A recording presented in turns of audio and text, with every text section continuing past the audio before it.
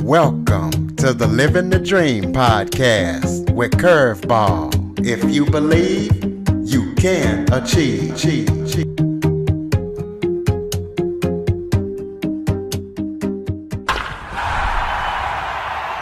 Based in New York City, she is also a social media manager who does freelance work. She blogs and creates content on the side. So we're going to be talking to her about how she got started and let her spread her knowledge about social media, because as podcasters, we use social media a lot as well as other content creators. So we're going to let her spread her knowledge. Caitlin, thank you so much for joining me today. Oh yeah, thanks for having me. Why don't you start off by telling everybody a little bit of background about yourself and how you got started?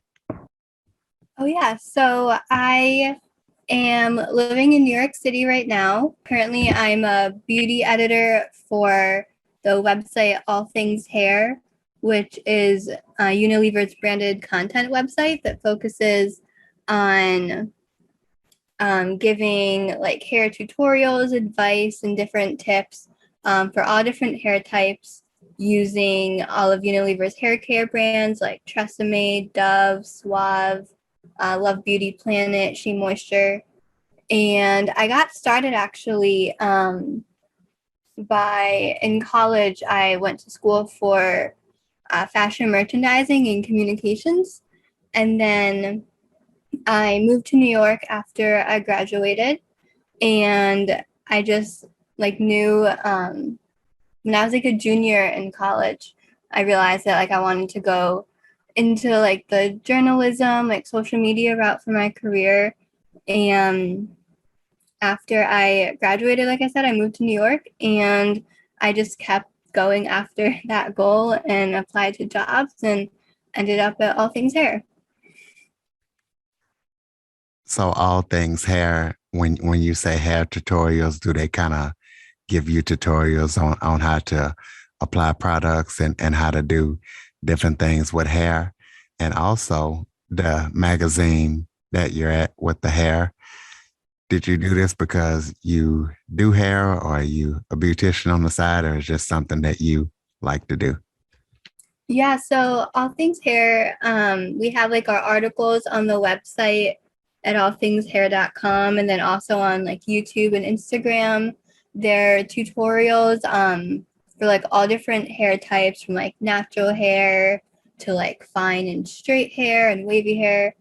And yeah, we show things like how to achieve certain trendy hairstyles, but also how to use products and how to make hair care routines that work for your hair type.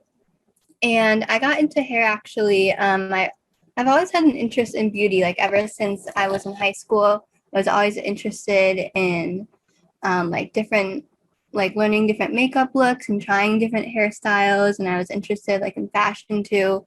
So I knew that beauty industry, the beauty route, was something I really did want to pursue. And yeah, I've always liked hair. I love learning more about it, learning new hairstyles, and just the way different products work and seeing how products have changed over the years. Well, in your bio, it says not only do you have a passion for beauty and fashion, also Disney. So tell us about that Disney passion. Yeah, so I'm a big Disney fan.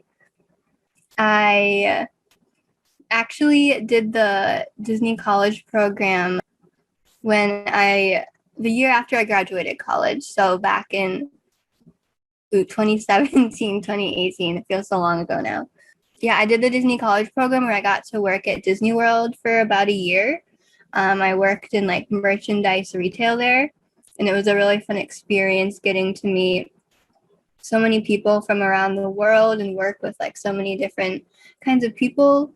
And it made me really like the company there a lot, to see how everything worked. And yeah, I just think it's so interesting. I've always liked Disney ever since I was a kid. So getting to work there, it was really fun experience.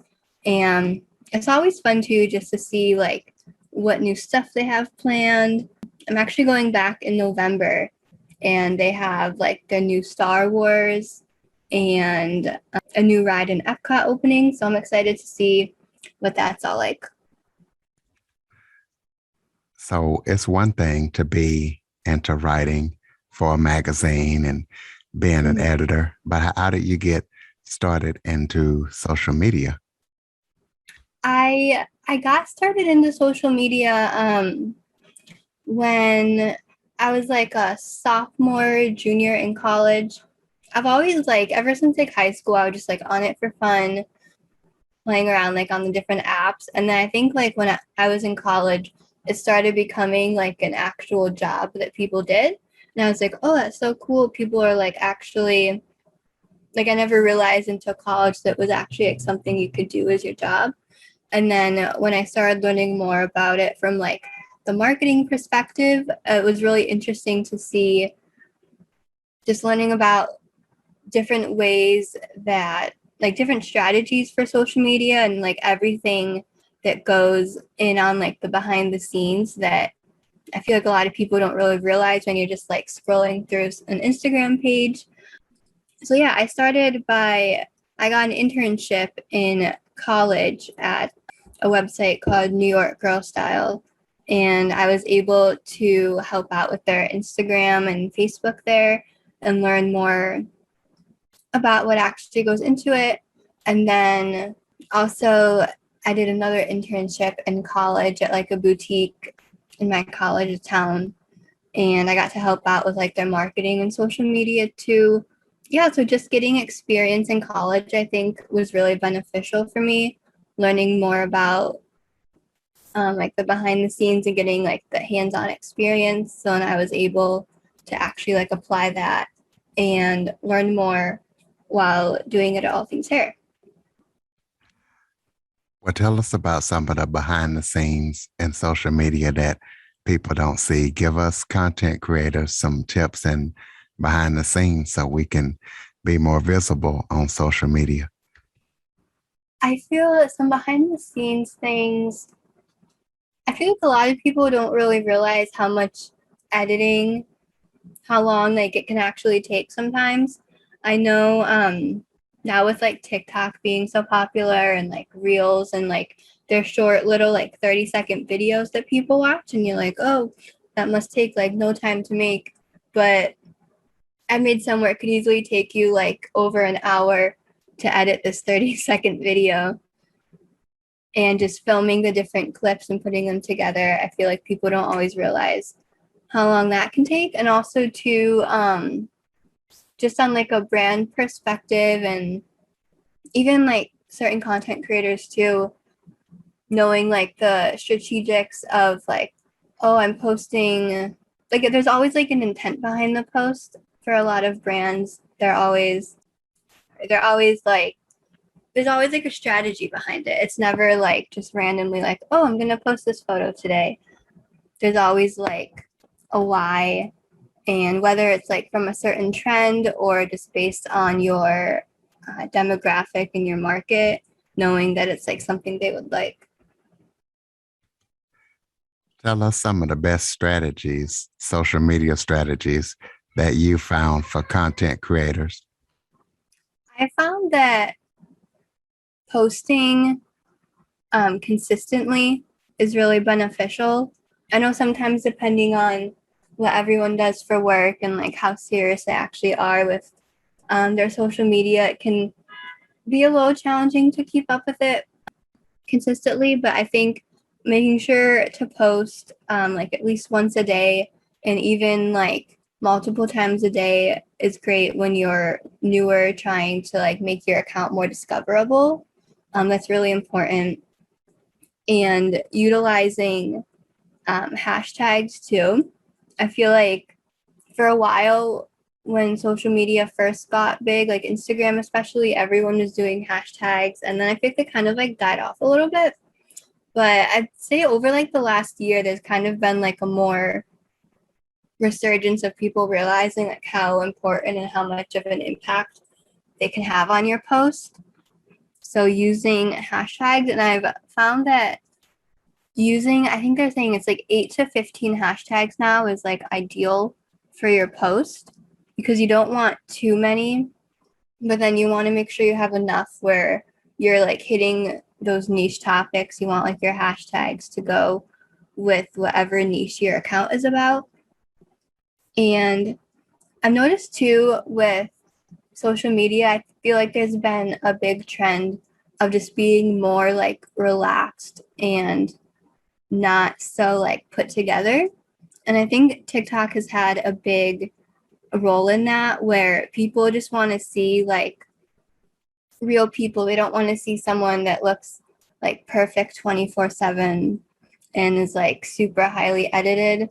I think just like being able to connect with real people and relate to other people, whether it's like other girls your age or just other creators in your niche. I think that's also something that has been really important. Well, let's talk about those hashtags. How can a content creator make sure that they're doing the right hashtags for what they're trying to do? Like, for example, my podcast, if I'm posting on Instagram, how do I do the research to make sure that I get the right hashtags? I would, a lot of times what I do for hashtag research is going on Instagram, and when you're in the search bar, you go to like the hashtag option, and then you can just type in different hashtags that are about your topic. So say I'm doing a post about like a hairstyle. I'm doing a post about like a French braided hairstyle. I would type in maybe like French braid into the search bar, and then it will come up showing the different hashtags that use that word. And then it will actually give you like how many posts are in that category. And I'd say it's good to use around 3 to 5 that have numbers in like the millions or even like billions, because that will make your posts like you'll be in like a lot of posts and like a lot more people are usually using that hashtag. But then it's also good to use some hashtags that have more like the 10,000 to 15,000 range for posts, because that way your post won't disappear as quickly. If someone's looking through that hashtag, you're more likely to stay at the top longer and pop up longer than having like a hashtag where your post becomes like pushed down in like seconds. And I also look to see what people in my like field and like niche are hashtagging too. I found that's really helpful for connecting with people. If there's like a certain community you want to reach out to, or a certain community you want to like become more involved in on Instagram, looking to see what hashtags those creators are using, and also using those too. I found it good. Well, I know I heard yesterday that the owner of Instagram was saying that photos are not really as relevant as videos when you're posting on Instagram. What have you found out about that? Is it still good to post photos, or should you do more like video clips? Yeah, no, I was surprised when I heard that, because like Instagram started as a photo app, and I feel like so many people still think of it as sharing photos. But yeah, I definitely think if you're like not, if you have an account that you're working on growing, I think it's so important definitely to utilize Reels and IGTV. I've definitely seen that video has been making a really big impact on various accounts. I've heard the Instagram algorithm. I know that Instagram has like, I think it was, they have at least 3 different algorithms. It's not like one set in stone one that they have, but I did hear at one point that they were kind of like favoring accounts that were posting reels, kind of making those accounts more discoverable on the explore page. And I think reels too is just a fun way. It hooks your audience in more. People are more likely to watch like a 15-second video now than just like it's so easy to just like scroll through a photo post in your feed. So I think videos are definitely very important to use. But I think it also still is really important to use photos. I know especially it kind of depends on what your account is about, but I think they're still really great. You can show your audience different, like whether you're doing like a hair tutorial or like showing off like a certain makeup look. Photos are really important, and they're also a good way to like connect with your audience. And I've heard recently that since photos it's been harder. A lot of people have been losing engagement when posting like just photos on their account. Doing carousel posts is really good for raising that engagement on your post, because when you have multiple slides in the post, people are going to stay on it longer and swipe through, which will make your engagement higher versus if they just look at your photo for like 2 seconds real quick and scroll by. The tips that you're giving for Instagram, do they apply for all of the other social medias, or do you have any other different tips for any other social media platforms? I would say those are pretty much just for Instagram. I think you can apply them to a lot. I know especially with TikTok, I feel like I know I find myself on that app probably the most out of all social media apps right now. And I know that's been one of the most popular ones lately. And I think with TikTok, it's really important, honestly, just to like be yourself on the app. I think that people just want, like what I said before, like to connect with like real people. You don't have to worry about being too like perfect and put together. And I think that's what has made TikTok like so big. And I think it's really good. You want to try to hook your viewer in to like your TikTok or Reel, or even if it's like a video on Facebook that you post. You want to try to hook them within 3 seconds because they're more likely to watch the rest of the video when you do that. And I've noticed too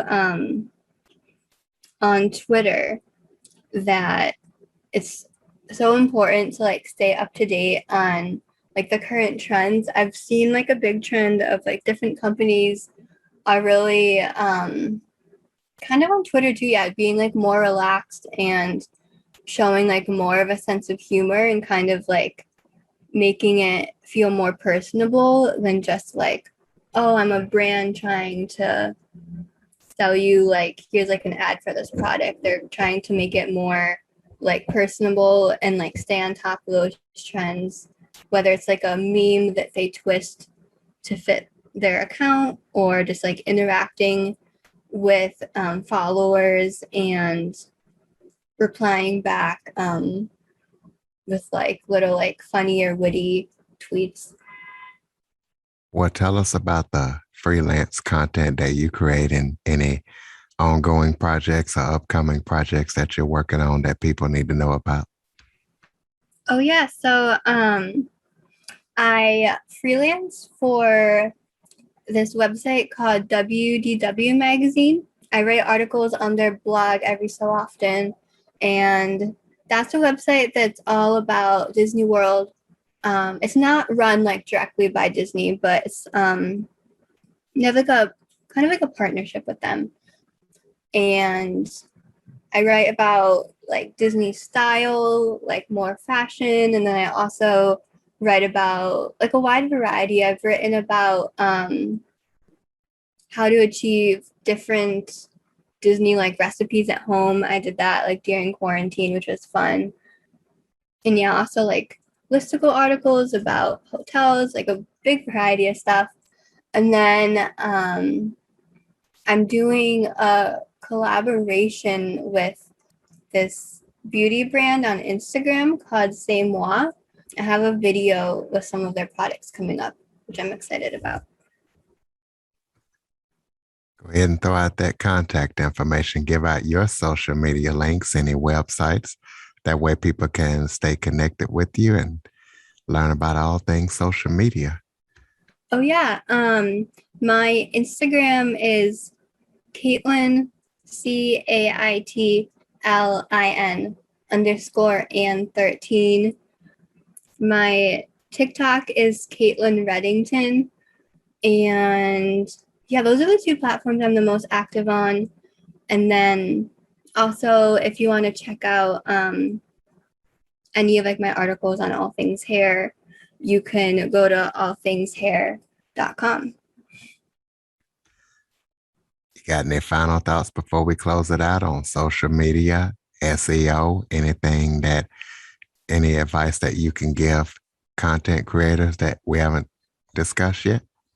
I'd say the biggest advice would just to be make sure whatever you choose to post about, you're passionate about it and you truly enjoy creating the content that you are doing, because I feel like your audience can definitely tell when you truly like enjoy what you're talking about and what you're showing versus if you're doing it just to get views or hoping to make money someday.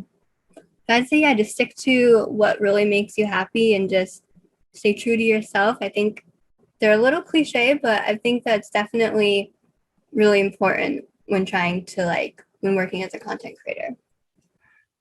Since I am a content creator, I would like to ask you to follow, rate, review, share this all over your social media.